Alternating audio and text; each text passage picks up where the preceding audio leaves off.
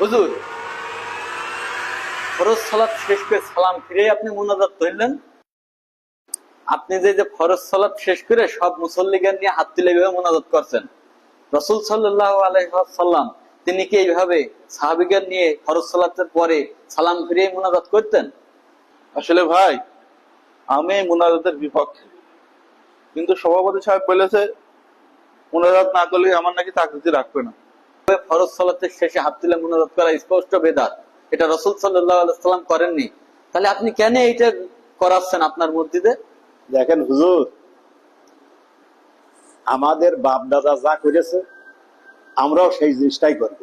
আপনারা কেউ কি বলতে পারবেন যে ফরজ সালাতের পরে মুনাজাত করে হুজুর যা বলে এটা আল্লাহ তাআলা কবুল করবেন, মানে 100% কবুল করবেন, এমন কেউ বলতে পারবেন?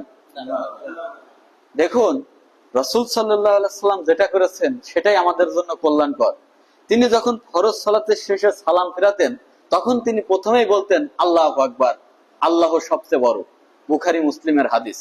এরপরে রাসূল সাল্লাল্লাহু আলাইহি ওয়াসাল্লাম তিনবার আস্তাগফিরুল্লাহ আস্তাগফিরুল্লাহ আস্তাগফিরুল্লাহ, হে আল্লাহ আমি আপনার নিকটে ক্ষমা প্রার্থনা করছি, তিনি তিনবার এটা বলতেন। তারপরে বলতেন আল্লাহুম্মা আনতাস সালাম ওয়া মিনকাস সালাম তাবারাকতা ইয়া যাল জালালি ওয়াল ইকরাম।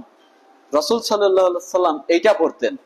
আর এরপরে রাসূল সাল্লাল্লাহু আলাইহি ওয়াসাল্লাম বলেছেন যদি কোনো ব্যক্তি ফরজ সালাত শেষ করে 33 বার সুবহানাল্লাহ, 33 বার আলহামদুলিল্লাহ এবং 33 বার আল্লাহু আকবার পড়ে, এরপরে যদি বলে লা ইলাহা ইল্লাল্লাহু ওয়াহদাহু লা শারীকা লাহু লাহুল মুলকু ওয়া লাহুল হামদু ওয়া হুয়া আলা কুল্লি শাইইন কাদির, এইটা যদি কোনো ব্যক্তি পড়ে তাহলে তার পাপ যদি সমুদ্রের ফেনা সমতুল্য বিশাল পাপ হয় তবু আল্লাহ তাআলা তা ক্ষমা করে দিবেন। সুবহানাল্লাহ।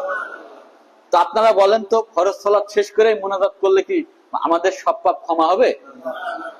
এখানেই সমাপ্তি নয়। রাসূল সাল্লাল্লাহু আলাইহি ওয়াসাল্লাম বলেছেন যদি কোনো ব্যক্তি ফরজ সালাতের শেষে আয়াতুল কুরসি পাঠ করে, সূরা বাকারা 255 নম্বর আয়াত, তাহলে সে জান্নাতে চলেই গিয়েছে, মানে সে জান্নাতে চলেই গিয়েছে, বাধা শুধু তার মৃত্যু, মরা মানেই জান্নাত। সুবহানাল্লাহ। সিলসিলা সহিহা 972 নম্বর হাদিস। তাহলে আপনারা বলেন তো, আমরা যে কাজগুলা করছি ফরজ সালাত শেষ করেই হাত তুলে মুনাজাত করি, এইটা করলে কি আমরা জান্নাতে যাব এমন কেউ বলতে পারবো? আর আমাদের মধ্যে আরেকটা ভুল আছে, দোয়া মানেই মনে করি হাত তুলে মুনাজাত, তাই না?